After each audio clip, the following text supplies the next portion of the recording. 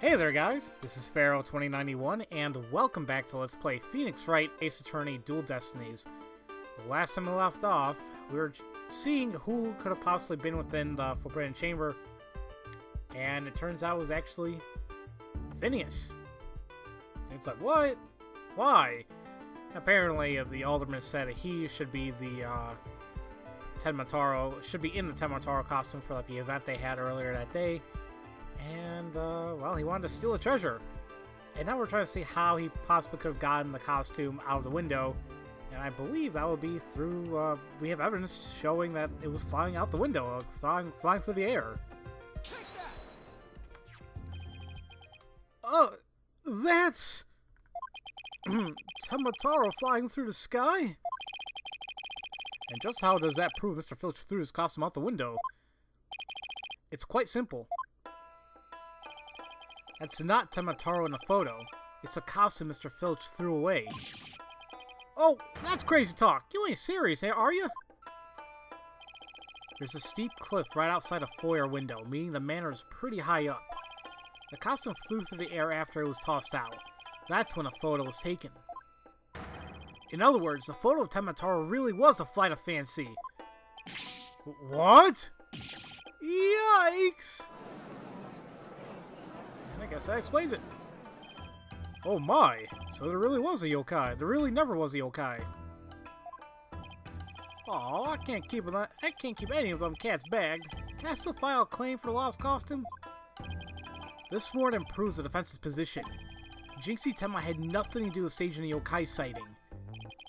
Care to raise any objections, Prosecutor Blackwell? Up. Hey. Alright guys, sorry about that. My dog was barking at his treat, like he likes to do a lot. None whatsoever. I'll deal with this Trixie Tanuki after I've dealt with this case. But he's shackled. He can't do anything. We did it! Good going! Now all we have to do is make Florent LaBelle take the stand. Objection! Oh, of course it can't be that easy, right? Sheathing a sword a bit early, are we not? Huh? Nothing has been proven beyond a doubt. Take this tricksy little Tanuki, for instance. How do you suppose he was able to exit the Forbidden Chamber? Probably the same way he got in, through the chamber's air vent. And what of the feathers and tracks at the scene of the crime? They would suggest that a Tanuki exited through the chamber door, not the air vent. Objection! But the Forbidden Chamber doesn't open from the inside. So what you're saying makes no sense. Right? Someone on the outside opened the door for you, isn't that right? Yep, that's right, Mr. Blackjack. The door suddenly sprung right open. Hold it! Sprung right open? Who's on the other side? Didn't get a good look on account of the old sudden glare. Like how the reflection from my head blinds fellow moviegoers emerging from the dark. That's when I snatched that staff and made my daring escape. And then that little maid gal spotted me as I hightailed it down the hall. That means the Forbidden Chamber wasn't open until after a crime was discovered. But wait, we still don't know who opened it. Maybe there really was a third person in the Fox Chamber. Objection! Well, you little Tanuki. When the Forbidden Chamber opened, did you see the accused passed out there? Nope. Only one there was the Alderman, and he was dead as a doornail. If the accused wasn't there, what do you suppose he was up to? Uh-oh. I don't like where this is going. Oh, don't tell me. Plainly, the only one who could have opened the Forbidden Chamber was the accused Damien Tenma. Ugh! Yep, not good at all. Nope. Wait a second. There had to be somebody else besides Mayor Tenma there. Really? And who might that be? Oh, well, that would be... Objection! It seems our feisty little lass has forgotten the most important thing. Evidence. I didn't forget. I was just testing your attention to details. Miss Sykes, you can't prove your point without proof of some sort. It's a proven fact. Sorry. Guess I put my foot in my mouth again. No, Athena. We're definitely onto something here. We are? Think about it. If Filch was stuck inside a forbidden chamber, one of the alibis we heard from her would no longer hold any water. The defense would like to call a new witness to the stand.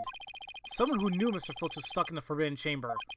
And by virtue of knowing this, has an alibi that no longer adds up. Ah, not the insufferable. Very well. The court will hear from what Mr. Justice has to say.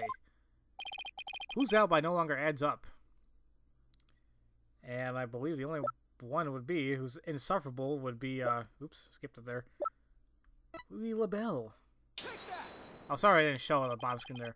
Why, that's the defendant's aide, Florent LaBelle. Didn't he claim to be in a foyer at the time of the crime? True, but in his alibi, he also claimed Mr. Filch was in the foyer too. However, as we all know now, Mr. Filch was not there with Mr. LaBelle at that time.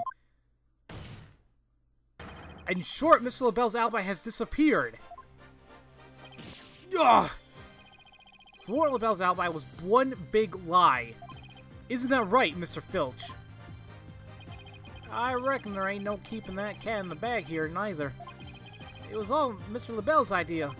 He told me he'd button his lip about me breaking into the forbidden chamber. In return, he said he'd vouch for me. We'd vouch for each other's alibis. Shame on you, Mr. Filch. Perjury is a serious crime, you know. Aw, shucks. Mercy, your honorship, mercy. Ah!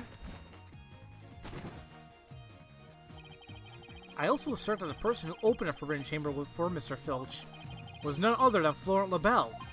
After all, his ability had just been proven to be a complete fabrication. I said ability, alibi. I see.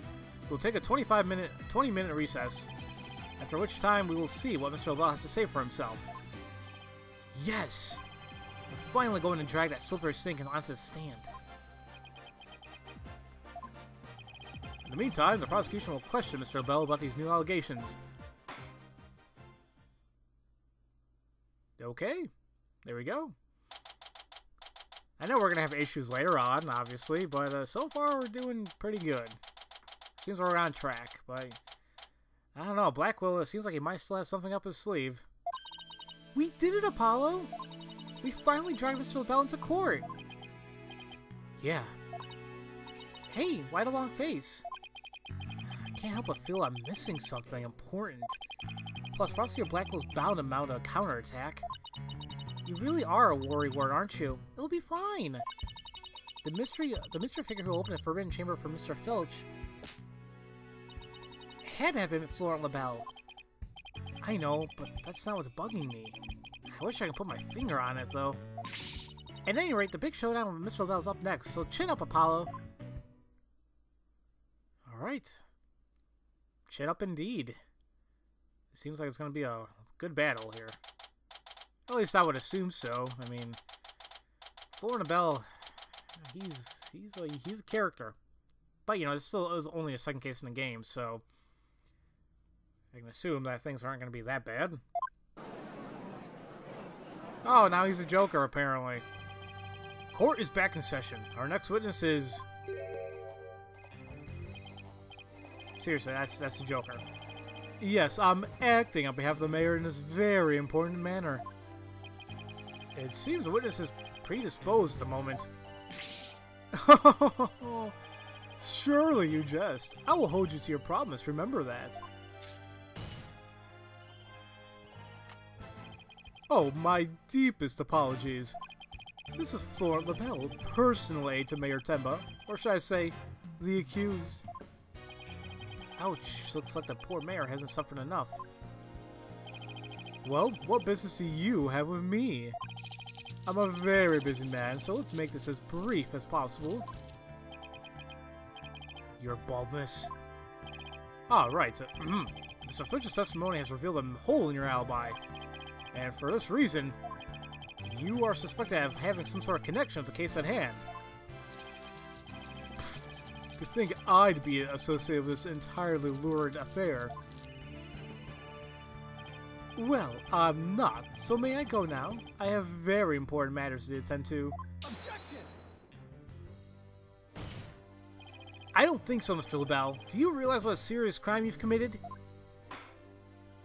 Witness, you are being accused of perjury. This is your chance to clear the air.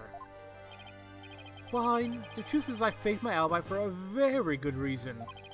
The mayor was obviously the killer, so I created a fake alibi to confuse the matter.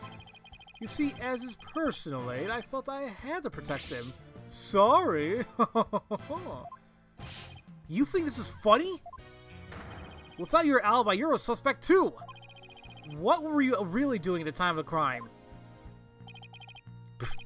Peasant! How dare you accuse me? I didn't see it. Was going too slow there. Stop stalling and tell the court what you were really doing at the time of the crime. Silence! Whoa. Who did that? Was that Blackwell?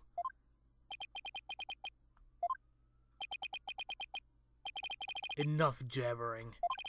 Swords have been drawn. The time for talk is past. Swords? What swords? This is a duel to the death. The fate of the accused rests in our hands. Be gone, ye of cowardly heart. The battlefield hath no place for ye. And he broke his shackles again. Again? Oh my. Spare me, please! Yeah, this is getting good. He needs more than shackles there. So much for sturdier shackles. Ah! Those chains hindered my vow that heads would roll this day. This gives keeping your head on in court a whole new meaning. Will the witness please deliver the accused Destinies? What? Okay, you know what I speak. Most certainly. His goose is already cooked. Time to stick a fork in him. Whatever he has to say can't be good. As I told Prosecutor Blackwell during the recess, I rushed right over to the Fox Chamber when I heard a little Jinxie scream. What? Then, drumroll please,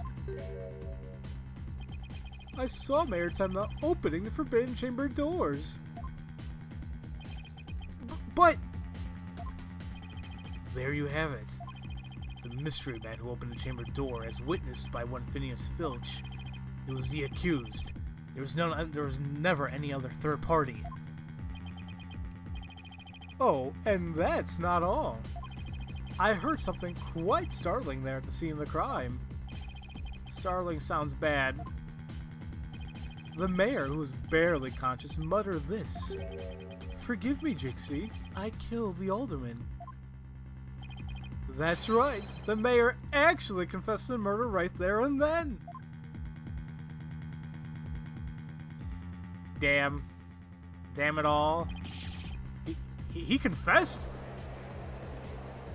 I knew that was gonna come up. Just Joker wannabe.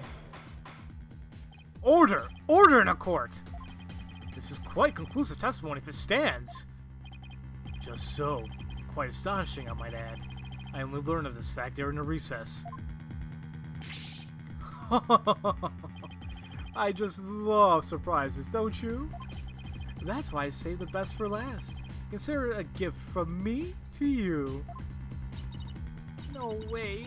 I don't believe Mr. LaBelle heard the mayor confess. But is this really true? Did Mayor Temma really confess? It is indeed. During that last recess, I confirmed it with the mayor's daughter. It would seem Mayor Temma actually did confess. That testimony is quite favorable to the prosecution's. This is LaBelle. Yes, I called earlier about the party reservations. That's right, and I'll be calling my little shindig Mayor Tenma's Conviction Gala. A splendid time is guaranteed for all with the mayor in his defense. Well, as it seems, our witness is a very busy man, so let's get right to his testimony.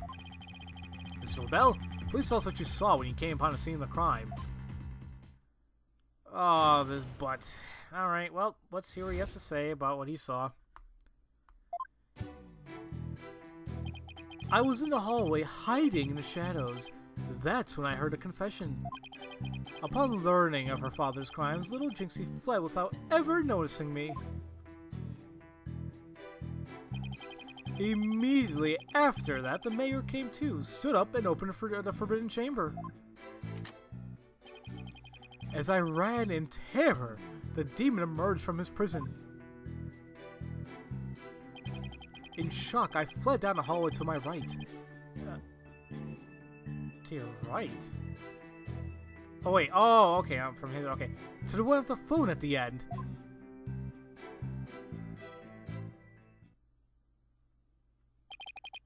I must say, this is a shocking revelation. Quite unexpected. To think the defendant actually confessed then and there to his crime.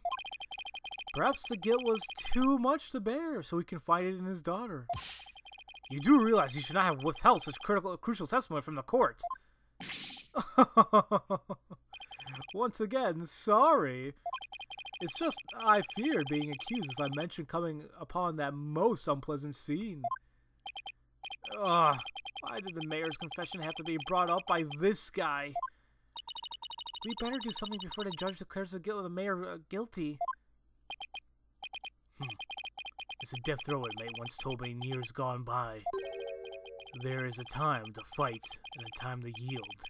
A time to live and a time to die. Ugh! He's laying it on real thick now. Defense may not cross-examine the witness. Okay, well, let's do a cross-examination here. Well, let's see. I think we do have evidence already, but the last thing he said about he went to the hallway. Something seems off about that. So, I was in the hallway hiding in the shadows. Why was he hiding? I mean, if he heard a scream, why didn't he just go in? You claim the mayor confessed to his daughter. Are you sure about that? Oh, well, let me switch to the top thing. Peasant! You wouldn't dare ask such a question if you truly understand. True beauty is never wrong. It's not? No, beauty is carved deep in the DNA. That means I'm programmed to always be right, even when I'm wrong. I'm not following. These exquisite ears like flowers abloom. These eyes that shine like pearls. This hair like the finest silk. Nothing can corrupt the truth they hold. Right. The witness will hurry up and explain his truth with his. Specifically, what did Jinxie Tenma do upon hearing the confession? Hurry up and his testimony. Okay.